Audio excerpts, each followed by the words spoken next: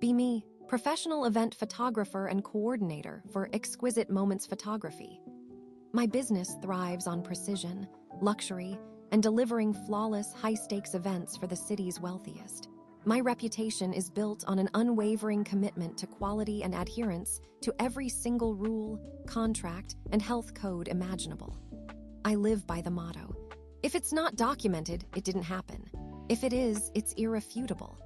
Be not me, Brenda, mother of the bride.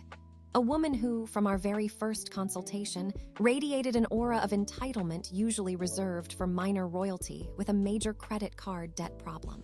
She wanted the full, no-expense-spared dream wedding experience at the Belvedere estate, a historic venue famous for its manicured gardens and rigid vendor policies, all for the price of a backyard barbecue and a discount store photographer. The first red flag fluttered during our initial budget review. Brenda scoffed at the exclusive catering contract required by the Belvedere, which stipulated that only their pre-approved, licensed, and highly vetted culinary partners could prepare and serve food on site. "My nephew's best friend," she declared, her nose wrinkling at the price. "He does amazing barbecue for family reunions. Surely he can cater for us. It's much cheaper." I patiently explained the Belvedere's stringent health and safety regulations, the need for commercial kitchen certification, comprehensive insurance, and a food handler's permit for every staff member. I pointed out that these rules were in place to protect everyone, especially guests. Brenda just waved her hand dismissively, as if my words were gnats buzzing around her perfect vision. "Nonsense," she'd huffed. "It's just common sense. My nephew's friend, Chad, is practically a chef." Chad, as it turned out, operated out of a dilapidated food truck usually parked outside construction sites, specializing in suspiciously low-priced tacos. He had no commercial kitchen, no health permits, and absolutely zero insurance for a high-end event. I presented all this information to Brenda in a meticulously drafted email, outlining the risks and the Belvedere's non-negotiable stance. Her response, a curt reply from her personal email, simply stated, "We will handle catering separately. Reduce your coordination fee accordingly. Chad is perfectly capable." This was a classic choosing beggar maneuver. She expected me to bend the rules for her, then demanded a discount for forcing me to not do a part of my job that was critical for the event's safety and success. I politely but firmly declined the discount, referencing my contract, which clearly stated my fee covered coordination regardless of external vendor choices, and reiterated the Belvedere's policy. I copied the venue manager on the email thread for good measure. Documentation, always documentation. The next few months were a slow-motion car crash of escalating demands. Brenda tried to strong-arm the florist into providing extra centerpieces, for free. "Because Chad is saving us so much on catering, you should chip in." She demanded the DJ play only her obscure playlist, created using a pirated music download site, leading to a long email chain about copyright law and professional licensing. Each time I stepped in, diffused the situation, and then, without fail, documented every single interaction, every unreasonable demand, and every instance where Brenda insisted on overriding established policy or common sense. I was building a fortress of paper. I made sure to send Brenda detailed summaries of every vendor meeting, every decision, every policy explanation. These emails always included phrases like, "As per our discussion on date, you confirmed your understanding of policy and elected to proceed with alternative decision, thereby acknowledging full responsibility for potential consequences." I wasn't just coordinating. I was creating an audit trail worthy of the Internal Revenue Service. My colleagues sometimes joked about my paper blizzard, but it was my shield. And I suspected, Brenda's eventual sword. 3 days before the wedding, the storm finally hit. I was deep in final preparations, confirming linen counts and seating charts when my phone rang. It wasn't Brenda. It was Chad, her friend caterer, sounding frantic. "Brenda just called me," he stammered. "She says the menu is all wrong. She wants a full raw seafood tower, a foie gras station, and that artisanal unpasteurized cheese spread she saw on Instagram. For 200 guests. By Saturday, and she said you approved it all." My blood ran cold. This wasn't just a change, it was a complete, irresponsible overhaul. These items require extremely careful sourcing, handling, and temperature control, especially for a large event. And Chad, with his food truck operation, was utterly unequipped for any of it. He was barely capable of grilling burgers without burning them. More importantly, I had explicitly not approved any such thing. I immediately called Brenda. Her voice was sharp, cutting. Yes, I decided to upgrade. This is my daughter's wedding. It needs to be spectacular. And Chad said it would be fine if we just worked around the Belvedere's archaic rules. You need to make this happen. I expect you to coordinate Chad's team for these new, exquisite dishes. And don't even think about charging me more. You already overcharge. She implied that any failure to deliver would be my professional negligence.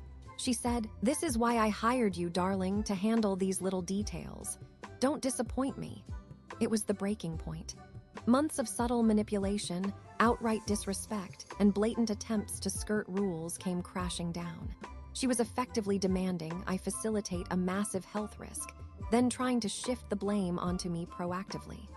The malicious compliance was no longer an option. It was my only viable defense. I took a deep breath, the anger simmering beneath a professional smile. "Understood, Brenda," I said, my voice eerily calm. "I will liaise with Chad immediately to ensure everything is documented." I hung up and went into full read-only mode. No more arguments, no more pleading, just pure, unadulterated documentation.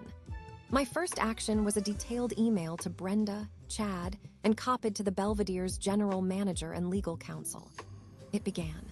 Following our call at time, and Chad's subsequent confirmation, I am outlining the changes to the menu for Saturday's event, as per your explicit instructions, Brenda. I then meticulously listed every single new item Brenda demanded. The artisanal raw seafood tower, specifying oysters, scallops, and crab from an unverified source. The hand-churned foie gras terrine from Chad's special supplier. The unpasteurized rustic cheese selection from a farmer Chad knew. For each, I included a clear, concise paragraph about the associated health risks. I quoted relevant sections of the local health department code regarding perishable foods, refrigeration, cross-contamination, and the specific requirements for licensed commercial kitchens. I referenced the Belvedere's bylaws regarding food preparation on site, which strictly prohibited external, unlicensed vendors from handling high-risk foods. I attached scans of my initial contract, highlighting the clauses stating my role as a coordinator of approved vendors, not an indemnifier of unregulated ones. I attached all previous email correspondence where I had warned Brenda about Chad's lack of licensure and the venue's policies. The email concluded with, "Please confirm, in writing, your full understanding of these risks and your explicit decision to proceed against the advice of Exquisite Moments Photography and the Belvedere estate, accepting full and sole liability for any and all consequences, including but not limited to health code violations, guest illness, legal action, and venue penalties. Your confirmation will be considered a formal waiver of all prior warnings and an explicit directive to facilitate these specific arrangements." Brenda, naturally, didn't read it thoroughly. She just wanted her exquisite menu. Her reply a mere hour later was terse. "Confirmed, just make it happen. I trust Chad entirely, and frankly, your constant warnings are tiresome. Get on with it." That was it. The signed confession, the absolute waiver. My paper fortress was complete. I printed every email, every contract, every health code warning, all time-stamped, organized into a binder labeled Brenda's Wedding, liability documentation. I made 3 copies. One for my office, one for the Belvedere, and one to bring with me on the day. The wedding day dawned under a cloudless sky, ironically. The Belvedere sparkled, flowers bloomed, and the string quartet played. Everything looked perfect. Chad and his team, consisting of a few nervous-looking teenagers and his equally unprepared cousin, were setting up the buffet. The raw seafood tower looked precarious. The oysters were sweating. The artisanal cheese had a rather robust aroma for something meant for consumption. My internal alarm bells were deafening, but my face remained a mask of professional calm. I simply watched, photographed, and made mental notes, knowing exactly what was coming. Dinner began. The bride and groom looked radiant. Guests mingled, enjoyed cocktails, then moved to the buffet. Many, eager to sample the exquisite, new offerings Brenda had been bragging about, gravitated towards Chad's special station. The foie gras was quickly devoured. The raw seafood tower, initially an intimidating sight, was popular among the more adventurous eaters. Then, around 2 hours into dinner service, the first ripple. A guest, then another, suddenly left their table, looking pale. Within minutes, the ripple became a wave. A woman stumbled from the dance floor, clutching her stomach. A man sprinted towards the restrooms, only to double over halfway there. The initial murmur of concern quickly escalated into panicked shouts. It was chaos. Guests were openly vomiting in the elegant gardens, collapsing in the opulent ballroom. The air filled with groans, the acrid smell of sickness, and cries of alarm. The bride, her face drained of all color, was being comforted by her horrified groom. Someone called emergency services. Sirens wailed in the distance, growing louder. The Belvedere, usually a beacon of refined elegance, became a scene of utter public health catastrophe. Brenda, her perfectly coiffed hair now slightly disheveled, stormed over to me, her eyes wild with fury and fear. "What is happening?" she shrieked, pointing a trembling finger at the rapidly emptying food stations. "You were supposed to manage everything. Why didn't you stop them? This is your fault. You ruined my daughter's wedding." I met her gaze, my voice level, utterly devoid of emotion.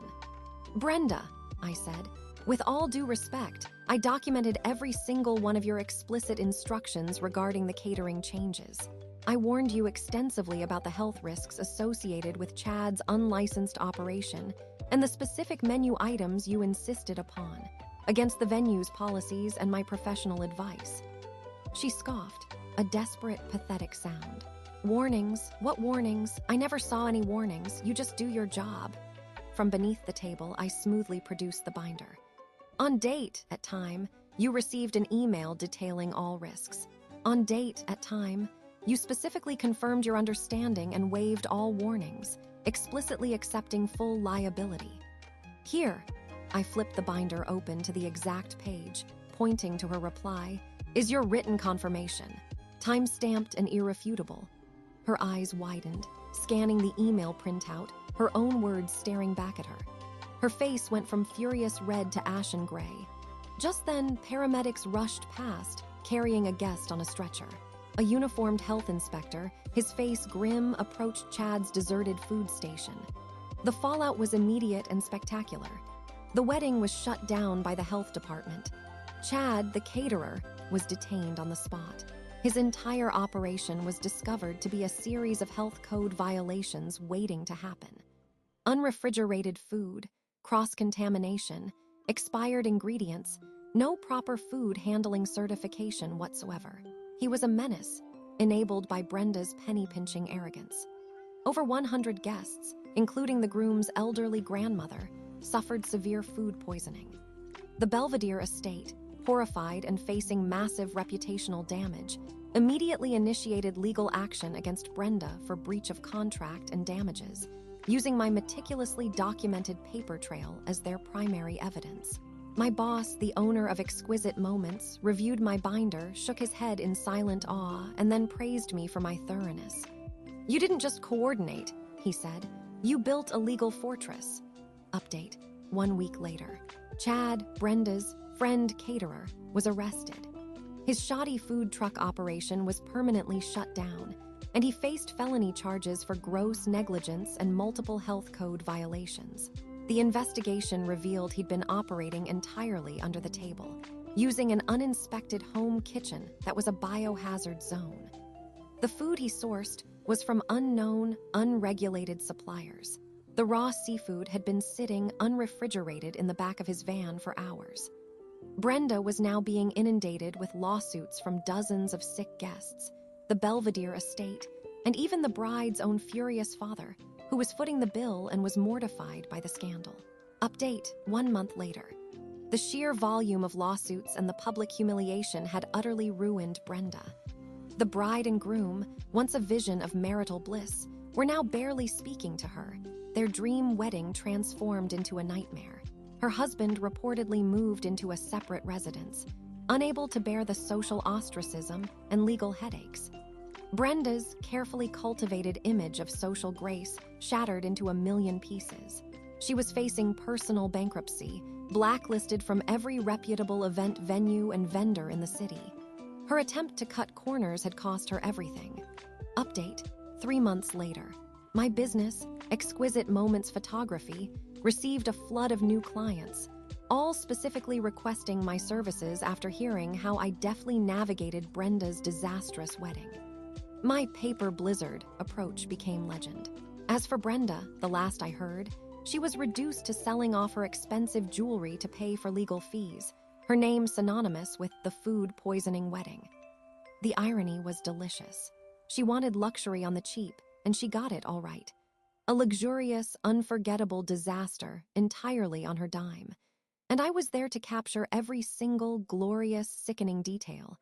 In my files, of course, for future reference.